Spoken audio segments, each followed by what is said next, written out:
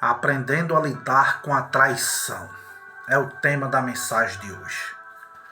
Existe um ditado popular que diz que aonde existe um adulador, aí está um traidor. Meu amigo, eu lamento muito ter que lhe informar, mas se você está entrando ou faz pouco tempo que está no ministério, seja ele de pregador, de pastor, prepare-se para uma das maiores lutas que o obreiro deve enfrentar: a traição.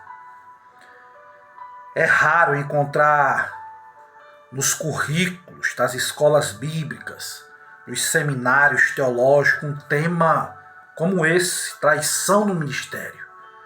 E olha que é bíblico, não apenas bíblico, mas o caminho do treinamento, da experiência ministerial, passa pela senda da estreita entre os rochedos elevados, ali sem poder se desviar nem para a direita ou para a esquerda.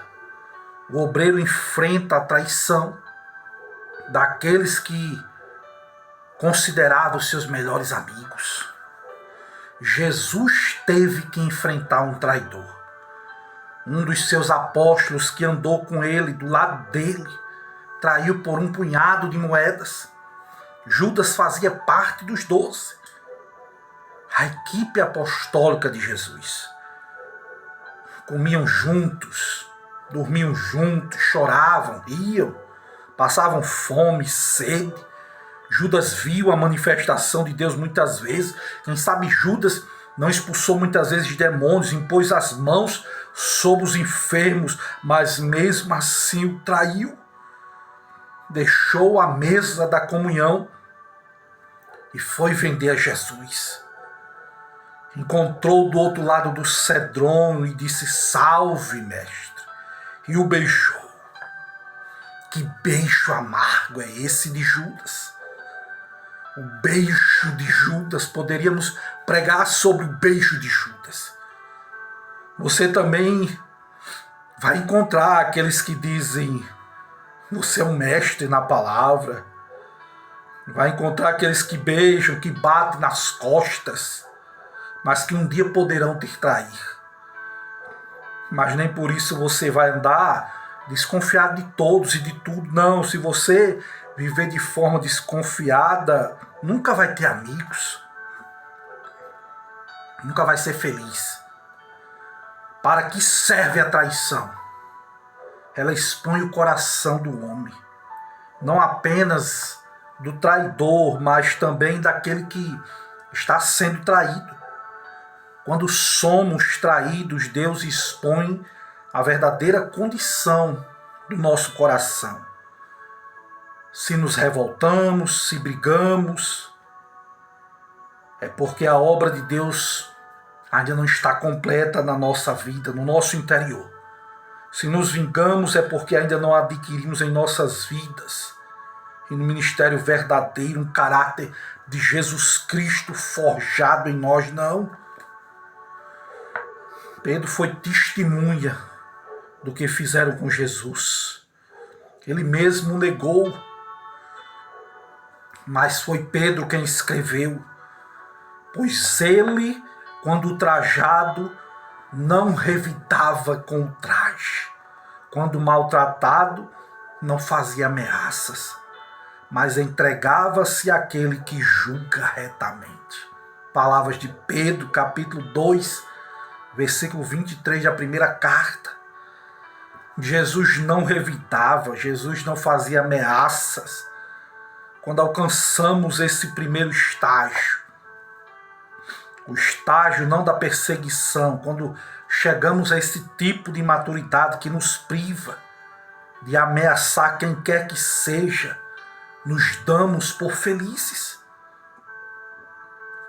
Que lástima para a igreja e para Jesus ver aqueles que se dizem seus servos, que trazem nos ombros a chamada do ministerial, empurrarem para os tribunais quer eclesiástico ou da justiça comum, os seus traidores. Jesus, apesar de nós o trairmos, ele nos perdoa. E quantas vezes o traímos no ministério? Quantas vezes também não negamos Jesus com as nossas atitudes? O tema da traição pode ser visto em toda a Bíblia. E alguns são clássicos, como Jacó, que traiu seu irmão Esaú. E mais tarde foi traído pelo seu sogro. Aquilo que ele semeou, ele colheu. O que não falar de José? José foi um homem traído pelos seus irmãos que o venderam como escravo para os midianitas. Durante muito tempo, quem sabe José pode ter pensado em se vingar dos seus irmãos, quem sabe ele não pensou em nutrir, se revoltar contra os seus irmãos. Muitas vezes nós elogiamos as atitudes de José, mas quando seus irmãos chegaram no Egito, José prova o coração deles. José chega a prender um dos seus irmãos para testar a fidelidade deles. O que não falar de Absalão? Absalão traindo o próprio pai, apoderando-se da cidade de Jerusalém. É outro exemplo bíblico de traição, 2 Samuel 15, 18. Depois de matar o seu irmão Aminon, Absalão foge, mas é perdoado por Davi, que o recebe de volta em Jerusalém.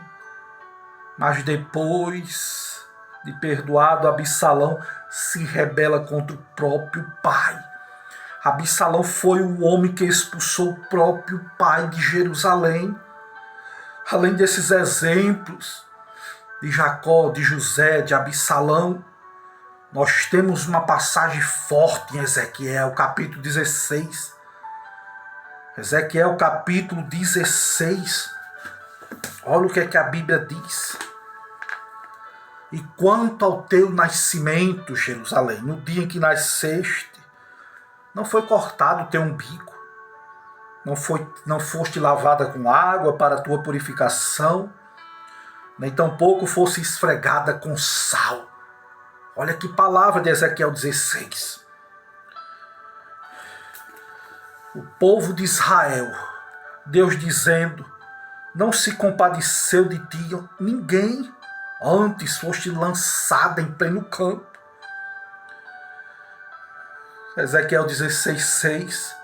E mais passando eu por ti, eu te vi, manchada no teu sangue, e disse-te, ainda que estás no teu sangue, vive.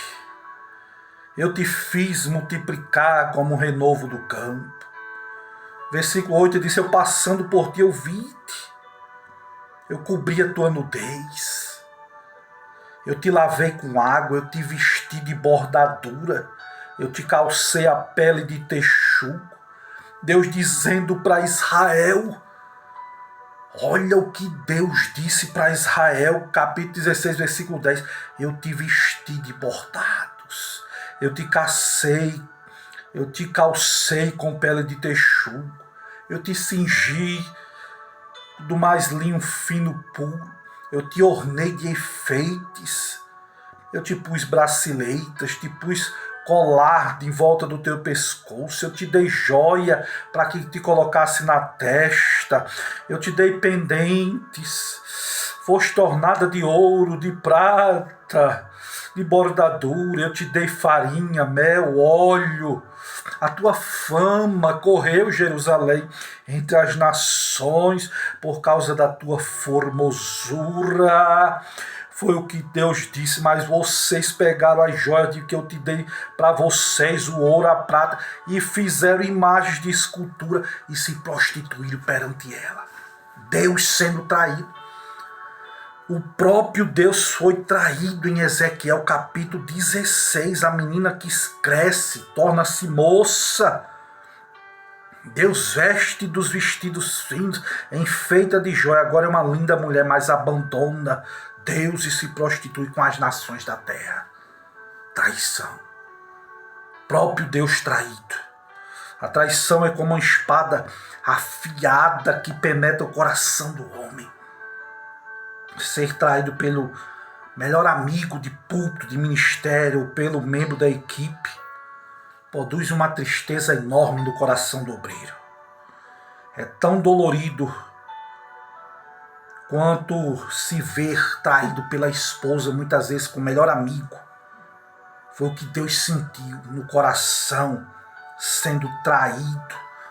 Deus dando o melhor para o povo e o povo atribuindo aquilo que Deus deu para outros deuses. Quando somos traídos, como é que nós reagimos? Como Jesus? Ou como os ímpios? É a pergunta. Quando somos traídos muitas vezes pelo conselheiro. Quantas vezes um número de pastores, de irmãos, abre muitas vezes o coração para desabafar, chorando, confessando os pecados. E muitas vezes quando sai dali daquela reunião ou daquele ombro amigo, as pessoas expõem os pecados, os traumas, as feridas que eram para serem curadas e ficam ainda mais expostas, porque ao invés de orarem por eles, pelos feridos, saem por aí espalhando o pecado do irmão. Cuidado. Quando isso acontece, temos a tendência de nos fechar interiormente e jamais abrir a vida com alguém, por mais espiritual que seja, porque as pessoas não estão mais se abrindo uns com os outros, porque ninguém mais guarda segredo, porque não querem mais orar pelo irmão que está passando uma luta, pelo irmão que está passando por uma tentação, sai por aí espalhando boatos. Aprenda a guardar segredo. A Bíblia diz que nós devemos confessar as nossas culpas uns aos outros, mas hoje está difícil encontrar pessoas de confiança para nos abrirmos. Porque ao invés de orarem, as pessoas saem expondo o pecado, o erro. Existe uma grande necessidade de homens. Precisa-se nesses últimos dias de homens maduros que saibam ouvir e aconselhar e esquecer. Que nós possamos ser maduros.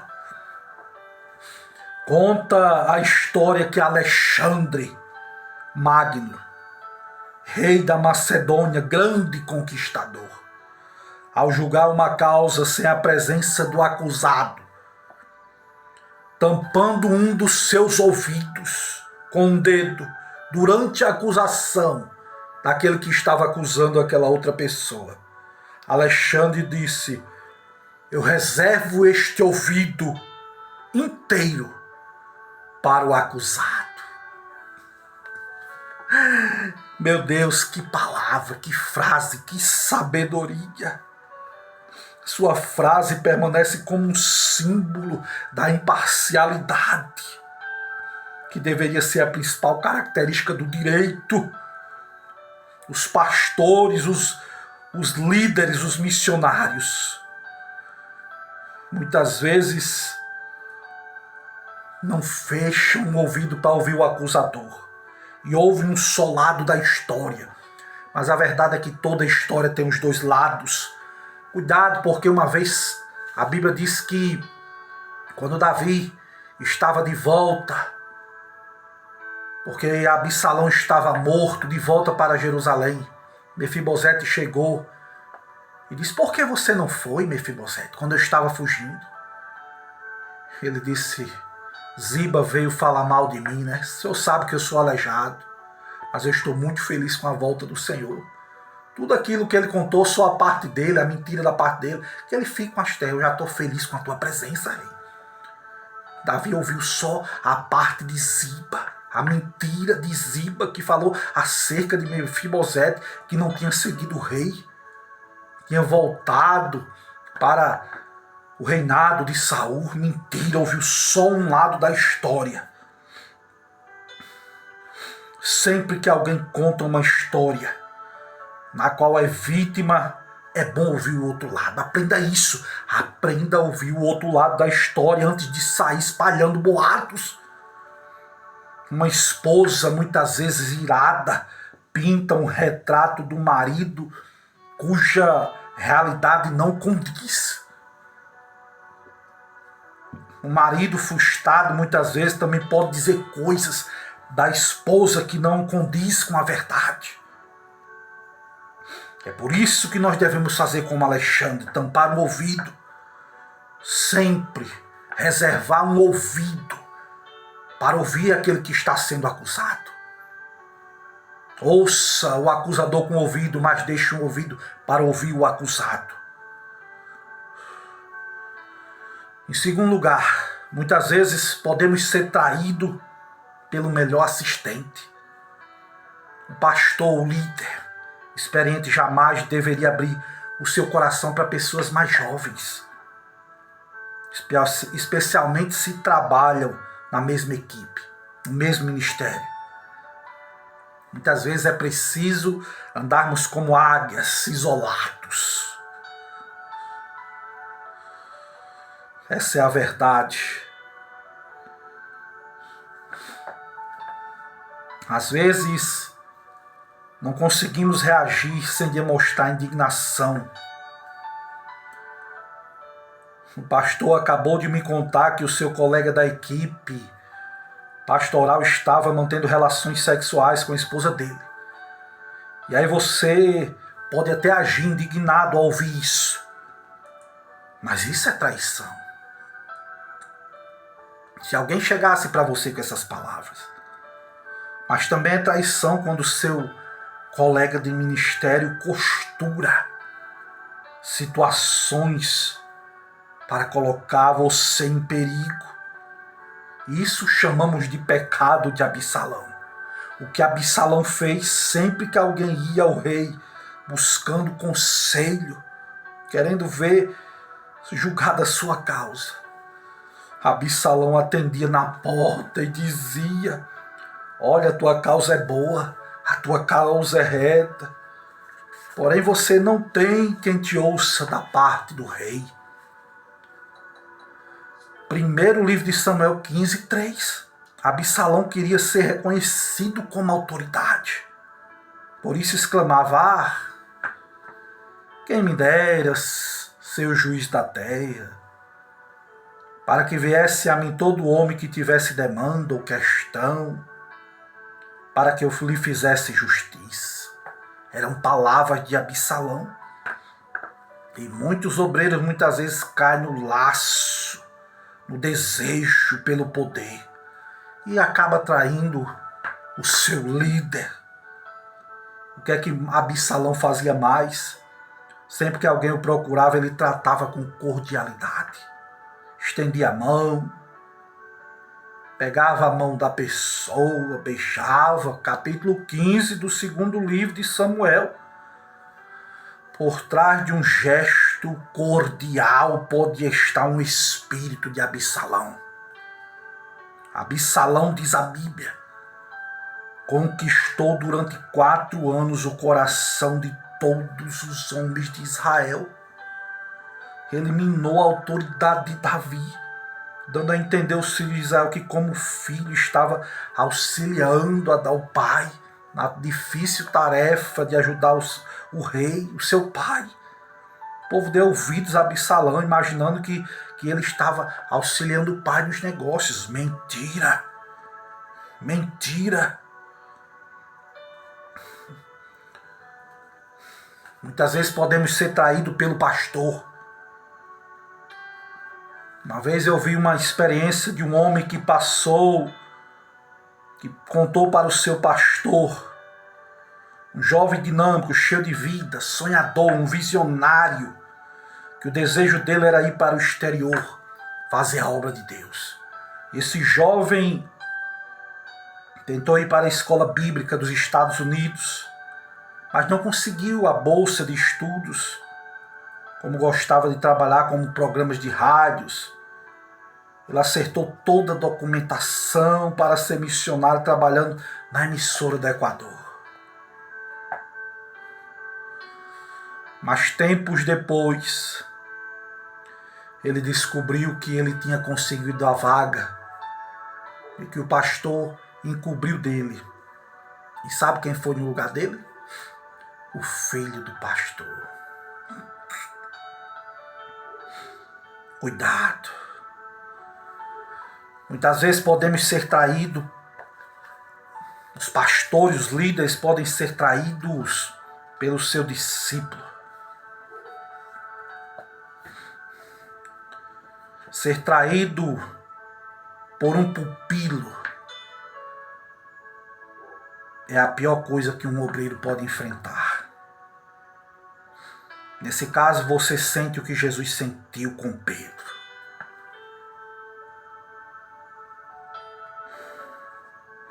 Mas Jesus foi um homem que perdoou a Pedro.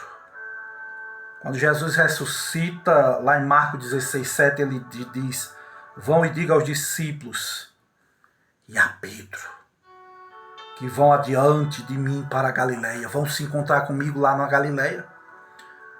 Ele faz um destaque especial, e a Pedro, porque ele sabia que Pedro estava triste, Pedro estava desanimado, Pedro não se achava mais nem discípulo de Cristo. Mas Jesus disse: diga a Pedro, ele não pode faltar na reunião, eu quero me encontrar com ele lá na Galileia. E aqui eu termino a minha mensagem. Perdoar os traidores requer profunda vida interior com Deus. Uma mulher chamada Corrie ten Boom, que sofreu muito nos campos de concentração, conta que uma certa vez viu na igreja onde estava pregando o guarda alemão, o seu algoz, aquele que perseguiu ela e a irmã dela, onde a irmã dela morreu e ela foi salva por um milagre. E ela testemunhando com a sua família, como tinha escondido os judeus na sua casa, e como seu pai e sua mãe morreram no campo de concentração, reconhece diante dela o seu carrasco no culto. Ela travou uma luta interior grande. Ela não conseguia perdoá-lo. Mas o Espírito Santo a convenceu da necessidade do perdão. Ela não se dirigiu ao guarda, mas o perdoou. Esse é o verdadeiro Espírito de Cristo. Perdoar os nossos traidores. Existem muitos pastores, infelizmente,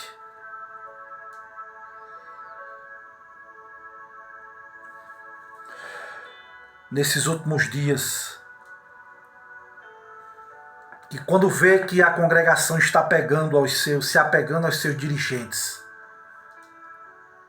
remanejam de um lado para o outro.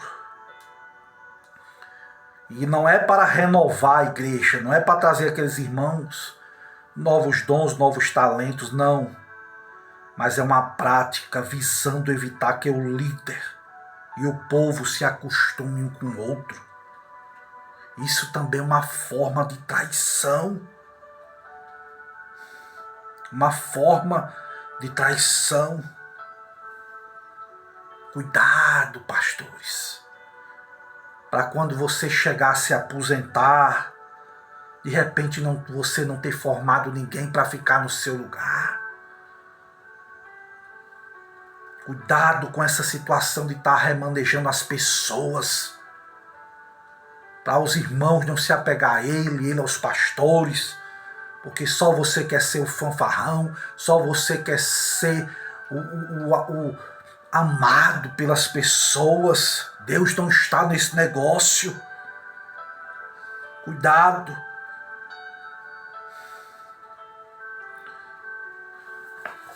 E aqui nós encerramos esta humilde palavra, em nome de Jesus. Amém.